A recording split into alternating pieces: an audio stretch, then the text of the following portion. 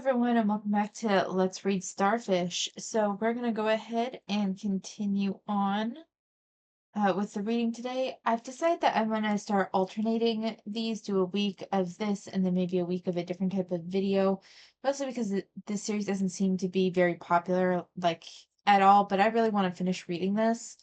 So just wanted to give you guys that update real quick before we dive in.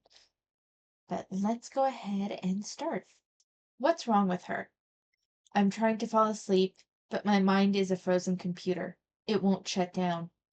I think of Nana Montgomery's story about the night I was born. While Mom was pregnant with me, she had a premonition that something was wrong. So when they nestled me in her arms, instead of cuddling me and welcoming me into the world, she just kept saying, "What's wrong with her? I know there's something wrong. What is it? Just tell me." Nothing has really changed since then.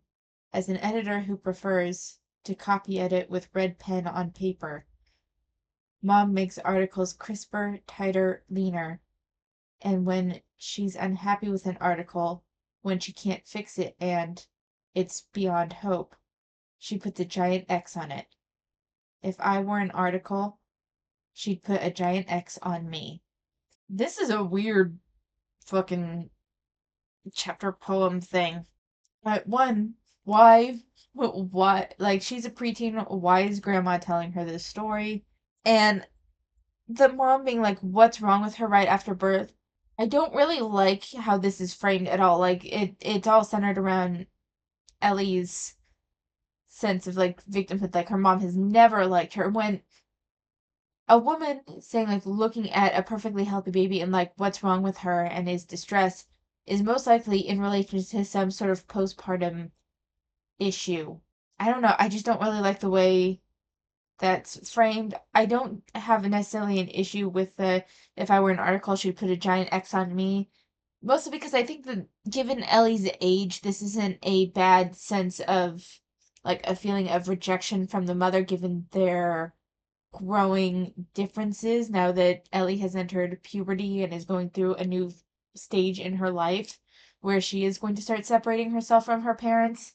This sense of rejection and this kind of navigation of new emotions and new opinions and stuff, I think is fairly typical. But the whole thing with her birth is weird. Hard to fit in. How was school today? Catalina asks as she climbs over the fence, with her guitar slung over her shoulder. I let out a heavy sigh, the kind where your lips flutter like a motorboat. That good, huh? Yours? It's hard to fit in when you're the new kid. I hear you. It's hard to fit in when you're the fat kid, too. Well, at least we have each other. That's something. We don't say a word, yet we understand each other. A friend hears what you say with silence. Catalina strums her guitar, playing softly, while I write in my journal. That nothing really to comment on that one. Pulling sneakies. Everyone in my family plays the piano, except for me. Years ago, when I asked Mom for lessons as a Christmas gift, I remember joining her on the piano bench, sliding my fingers over the slick, shiny keys. You really want to learn? Mom asked. More than anything, I told her. Fine, she told me, and stood up and shut the lid. When you lose weight. So now I never let Mom know what I want, because she'll keep it from me, as punishment for being fat, disguised as motivation to lose weight. I write in my journal, fat girl rule Mom taught me. If you're fat, there are things you can't have. But Mom doesn't know I can play a few songs on the piano. Nana Montgomery taught me. Let's pull a sneaky, Nana would say when I stayed with her. Pulling a sneaky meant doing something Mom didn't allow. I remember Nana's wrinkled hands positioning mine to play All You Need Is Love by the Beatles. The rhythm slow, yet bouncy and fun, and full of simple happiness, just like the joy we felt while singing and playing together. And I remember her words after every lesson. No matter what others say or do, embrace what makes you you. I finish writing and look up at Catalina, who strums the last notes of her song. How about something cold to drink? I ask her. I could use a break from the heat, that's for sure, she says. As we dance our way to the kitchen, Nana's words repeat in my head, like another song. No matter what others say or do, embrace what makes you, you. What in the actual fuck with it? Like, this mother clearly has, between the birthing scene and this, and then some of, like, the comments that she's made about her child who's 11 and entering puberty, which is a major growth stage, getting upset that she no longer fits into her summer, like, clothes that she fit into at the beginning of summer. Like, mom just seems to have, is either, like, majorly abusive, has a lot of, like, unresolved mental health issues, or both. I would actually just say both, because, like, the impact is abusive to Ellie, but, like, I don't know of any parent that would withhold piano lessons from a child that had to have been under 10 because of the child's weight, which at that point would be directly the fault of the parent. Like, that's directly the fault of the parent. If she's under 10, she doesn't have a network of friends yet or anything that she would just, like, go without telling you, or would be, like, sharing major snacks at school. Like, elementary school is more monitored because they're so young. Like, this whole thing is just fucking nutty. Taking inventory. While Gigi slurps at her water bowl, I pour iced tea for Catalina and me. My stomach growls. I'm tempted to eat string cheese or celery or something like that, but even eating a healthy snack is a crime for a fat girl. I don't offer Catalina anything, which feels rude, but Mom will get mad thinking I ate it. Like a police detective hot on the trail of a hardened criminal, Mom goes through the trash looking for evidence that I've cheated on my latest diet: bags, wrappers, boxes. And she inventories the food. I found out the hard way years ago when she barged into my bedroom and freaked out on me. You're not supposed to be snacking. Eating a few crackers would be bad enough, but half a package? No one needs that many saltines. I was still chewing, and she grabbed the trash basket. Spit it out, now. But the salt made my mouth so dry, I couldn't. Dad, Dad, come quick, Anais yelled, as she and Liam watched. Dad came in just in time to see. Mom tried to pry my mouth open, determined to remove every crumb, as if I'd swallowed poison. Then my parents had one of their biggest fights ever. Liam slipped a note under my door that night. If they split up, it's all your fault. Hope the super crackers were worth it. I haven't eaten saltines since. Mom has, like, some issues that she needs to see a therapist or be on medication for. Like, this is upset. Again, though, this doesn't really fit with giving Ellie, like, so much freedom. I'm surprised, given her reactions, the food isn't locked away. Ellie isn't, like, it's weird because there's two. I think I know what the issue is, though. I think the author's trying to frame it that Ellie is just naturally fat and nothing she can do can change her weight. So by showing the mom as obsessive, and, like, Ellie would theoretically not have any access to food without her mother's knowledge, and would be too afraid to eat anything that she does have access to, that her weight has nothing to do with her eating. I think that's what's being aimed at here. Uh, but in reality, it feels like there's a little bit of inconsistency with the characterization of the mother, and the mother just seems like batshit cray cray. And honestly, her father's a psychiatrist. The mother has shown a lot of damaging issues. How how has she been allowed to stay in contact with Ellie somewhere? Like, grandmother was available. I'm surprised, even if the father was too, like, spineless to divorce or anything. I'm surprised that Ellie wasn't sent to basically live with grandma. Peacekeeper. Most every weekend I make time for temple and church. I'm Jewish because of dad and Christian because of mom. They taught us about both faiths when we were young, and then let us choose our own when we were ready. Anais and Liam chose Judaism, but I chose both religions. It's part of my self-imposed peacekeeping mission since I already caused a whale-sized rift between my parents. This actually isn't a bad characterization of a preteen and how they would accept responsibility for their parents' fights, blame themselves, and then try to do things that they feel would be like a peacekeeping situation. I actually rather like this because it feels pretty faithful to how a preteen would think and how they would act, even that they're still very young. Secret stash. In the ripped open side of a stuffed animal, in the pockets of an old backpack, in a hollowed out book. These are just a few of my secret hiding places where I stash food. Years ago, one of Mom's diets for me left me starving. My stomach grumbled, my hands shook, and the room spun as my body demanded more food. Viv unknowingly rescued me by inviting me for a sleepover. Her mom baked cookies. I snarfed several and snatched 3 to take home. When I got there, I ripped out some stitches of an old teddy bear and tucked the cookies inside.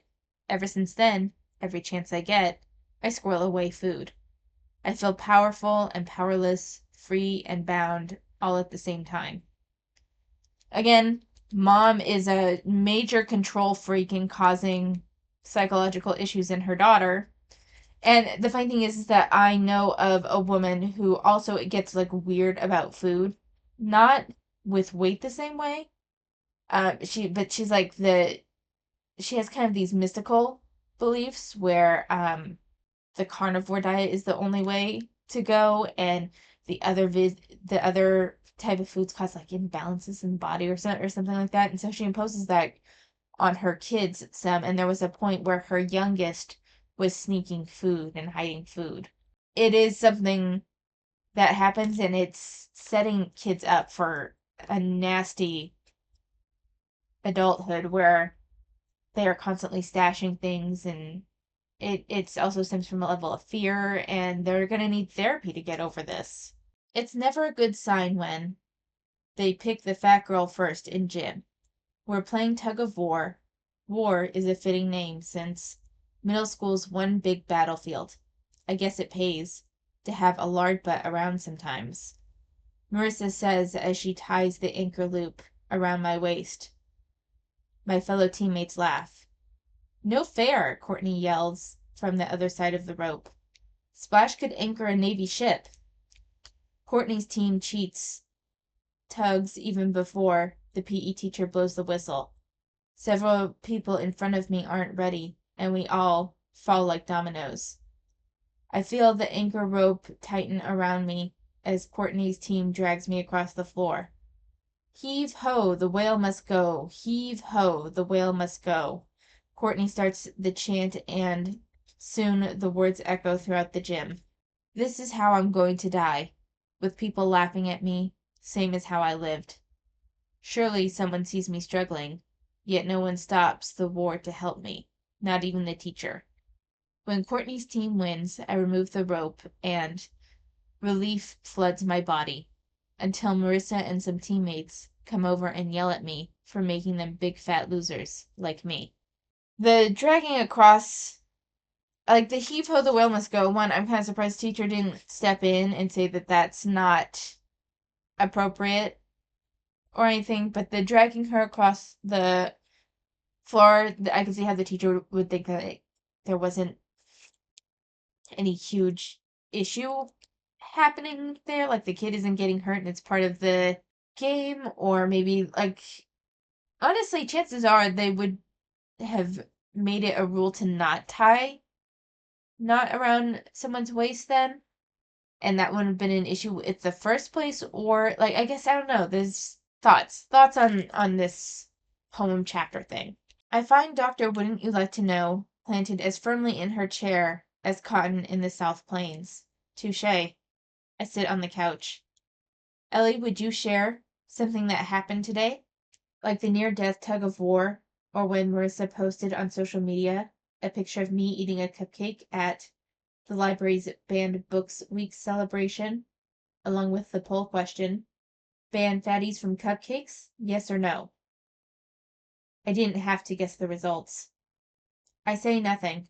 Instead, I play a silent game of I Spy, trying to figure out the therapist. Doctor, wouldn't you like to know?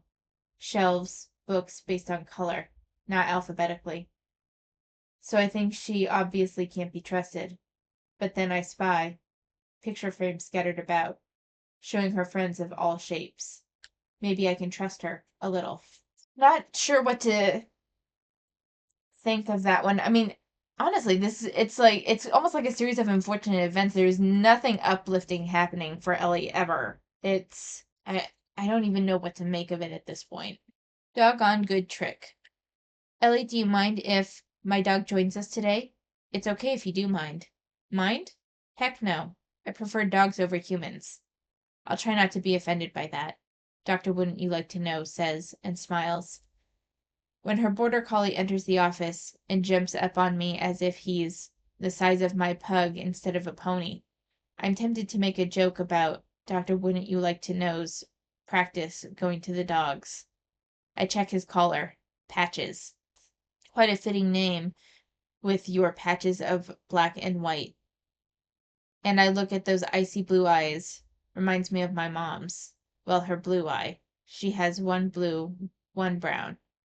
Heterochromia. It's genetic. I think about how genes can make you more likely to be fat, too. Mom's sister, Aunt Zoe, is overweight. And so are a bunch of her other relatives. Funny how my fat gene comes from Mom. Doctor, wouldn't you like to know? Asks if I have a dog. I nod. A fawn pug. Gigi. Tell me about her. She's a shelter dog. I found her trembling in the back of her cage when I went to Pugs Forever Rescue's adoption day. She wouldn't even look at anyone, as if she figured no one would be good to her, because no one ever had been. I scratch Patches behind his ears, and he kisses me a thank you. I've been a Pugs Forever volunteer ever since. Why? Dogs are powerless when people are mean to them, and lots of people are. Hearing you talk about Gigi and watching you with Patches tells me you're a kind and caring person, Ellie. Dogs listen when people don't. She tucks her hair behind her ears, wiggles them. I'm listening. I can't help but laugh, but it's one of those laughs that turns to tears. Doc hands me a box of tissues. I use 3 before the tears slow enough so I can talk. Mom's on me all the time about my weight. School's a torture chamber, especially since my best friend moved away. Sounds like you're being bullied. That hurts. It's scary. Nothing I can do about it. I can help you confront the bullies and cope with your feelings, if you want. Just say the word. The word, I whisper. Doc used Patches to get me talking. Doggone good trick. Couple of different things happening in this poem chapter bit. One, we get some progression with Ellie and the therapist, so now there's been that connection made.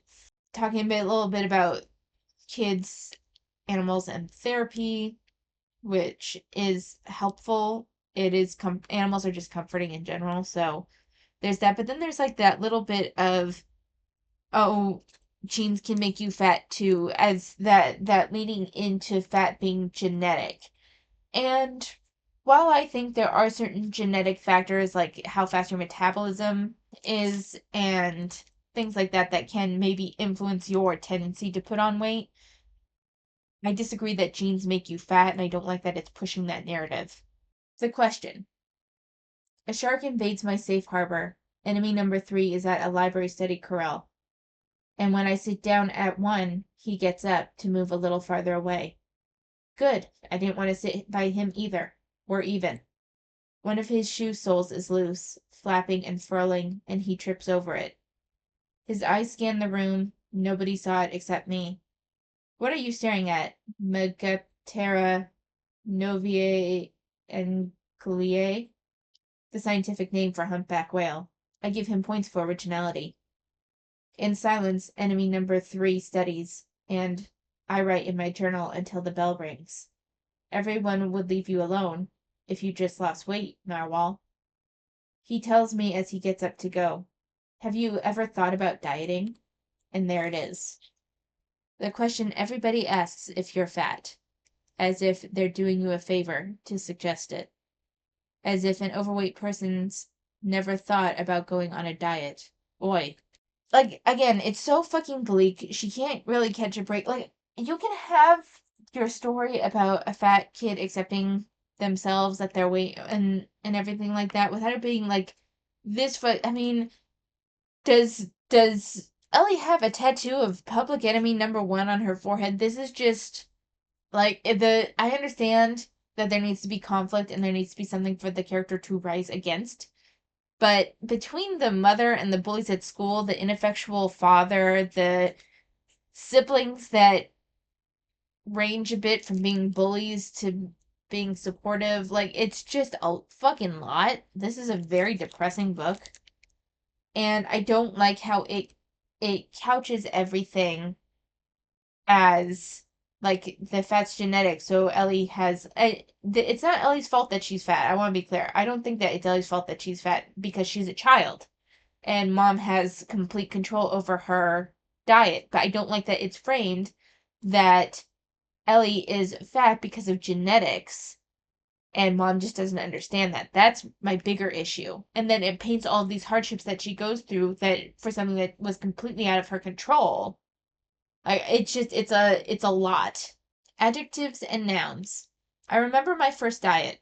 I was 4 on Thanksgiving. After I gobbled down turkey and all the fixings and reached for one of Nana's oatmeal raisin cookies, Mom slapped my hand. That does it. I'm putting you on a diet tomorrow. You are fat. Technically, Mom used fat as an adjective to describe me, but with her tone, she made it a noun to define me. Until that moment, I had never thought about my body being big and big being bad. Something to be ashamed of, to hide, to hate. But since then, I haven't stopped thinking about it. Again, Mom with her unhinged behavior, going after a 4-year-old, putting them on a diet, but it's like she's 4. Like she literally at 4, unless there's like a designated snack drawer that she can go and grab something from. Most 4-year-olds don't even have the dexterity to open packages on their own. So then it is like 100% mom and maybe like the greater family's fault that she's big. Like kids, especially at 4, don't get fat, and even at 4, it's kind of hard to say like, are they fat? Are they about to go through a growth spurt? They're young. They're babies. It's fucking weird. Diets tried and lost. Thanks to Mom, if a diet exists, I've tried it. Twice. Probably 3 times. Grapefruit diet, lost weight and gained. Mouth sores from all the citric acid. High fiber diet, lost weight and gained. Those gross things called hemorrhoids. You don't want to know. Chicken diet, lost weight and gained feathers. Okay. It ended up being stray feathers from a pillow stuck to my arm, but still. And here we have, again, like, these aren't diets. These are, like, crash toxic. Not so much the high fiber diet, but given Mom's behavior, she wasn't probably entirely too gung-ho about it. And the grapefruit diet isn't a diet. There's something wrong with that. So again, I don't like the framing that diet in general has to be like this horrible crash diet, extreme diet situation. There are small dietary changes that you can make. Maybe having Ellie cut out soda or something like that that would aid in weight loss without being like over the top starving a kid. Art lessons. It's as if all my weight's in my feet. I drag them so heavily when I walk in and find, Doctor, wouldn't you like to know, at the table topped with art supplies. You've got to be kidding me. Art is Viv's thing, not mine. We could talk for an hour. She bats her lashes as she peers over the reading glasses that rest at the tip of her nose. Art it is, then. I flash a snarl chasm lip curl. 1 part snarl, 3 parts sarcasm. She hands me a piece of paper. Think of the mean words people have said to you lately. Pick the ones that hurt the most. She opens a box of colored pencils. Have a word in mind? I nod. Use it in a drawing. Using gray and metallic silver pencils, my strokes slowly form a shape, and some shading pulls your eyes right to the red. Doctor, wouldn't you like to know? Gives my work a sideways glance. I use my free arm as a shield. Eyes on your own work, Doc. She tries to hide a laugh and ends up snorting. Jagged edges form letters, and I keep going. I lose track of time and don't realize how hard I'm pressing down until one of the pencils snaps in half. The doctor cups her hands over mine. I stop and look down at the paper. I'm shocked by my drawing. A fish cut open, and its guts oozing out, and blood spelling thing.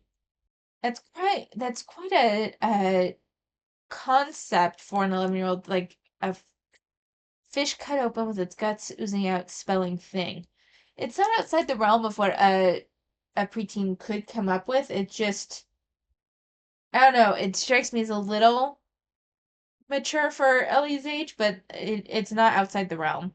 I don't necessarily have a problem with this because I think one of Ellie's biggest issues is the bullying she faces, especially from her peers and from her unhinged mother. So I don't dislike that. My biggest issue is the mother and how everything's going on with the mother. Like, it's weird. Big ol' fat thing. I look up at Doc, who's all quiet and calm. The drawing didn't freak her out like it did me. All 5 of us were home, and we decided to watch a movie. I was actually enjoying being with my family for a change. Then came a beach scene with a fat girl spilling out of her bathing suit. Look at that big old fat thing, someone said, and I pretended not to hear. But later in bed, I buried my head in my pillow and cried myself to sleep, hearing, look at that big old fat thing over and over.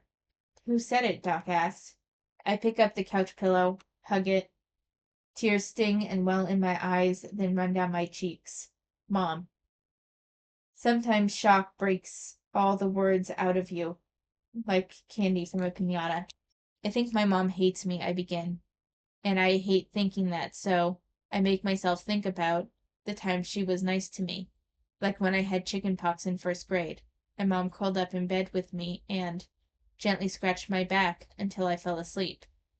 I remember Mom teaching me how to write haiku. I remember she gave me the stuffed rabbit with bunny slippers that she had as a child. That was when Nana died, and I couldn't stop crying. I guess I cling to those moments, like a drowning girl to a life preserver, whenever Mom's words gut me like a fish. Don't dislike the more complex aspects of the abusive mother. Like, even abusers can have moments of being kind. I would like this more if there was a little bit more nuance, like if the mother wasn't so cartoonishly horrid. All right, last one for this video. What I carry. If there were a scale in the office, I'd be tempted to step on it. I feel 20 pounds lighter. Sometimes when you're nauseated, the only way to feel better is to hurl. And it's as if I've puked up all the sick feelings. I swallowed that movie night. I think you could use a break. Doc leaves and comes back with water. Cheers to you for opening up. She raises her glass. Cheers to you for not gloating. I tap my glass against hers. She says with a dismissive flick of the wrist. I'll do that after you leave. I say in my best Texas accent. Shouldn't you be fixin' to share some advice? Yep, she tells me. How about this? Write down the hurtful words people say, so you don't have to carry them around in here. She taps her head and heart. It's not a bad idea, but very difficult to do when you are a preteen. So we're about 72 pages in to let's see, we're not going to read the acknowledgments. to about 245 pages. But we're making some progress. And I don't know, Ellie's life is like cartoonishly sad and depressing. Her mother is abusive, and she has bullies at her school with an ineffectual father who should very much recognize the issues. Given that he's a psychiatrist, he should be even more well equipped to identify the damaging psychological aspects of her mother's abuse. So I don't really understand why he doesn't do more. And I don't like how it's framed that like the mother is the stand-in for every parent that tries to have their kid lose weight. Like it's this big punishment. It's this bit like they blame the child when they had full control over the food that their child ate. It's so ham-fisted and poorly written that I don't even know what to make of it half the time.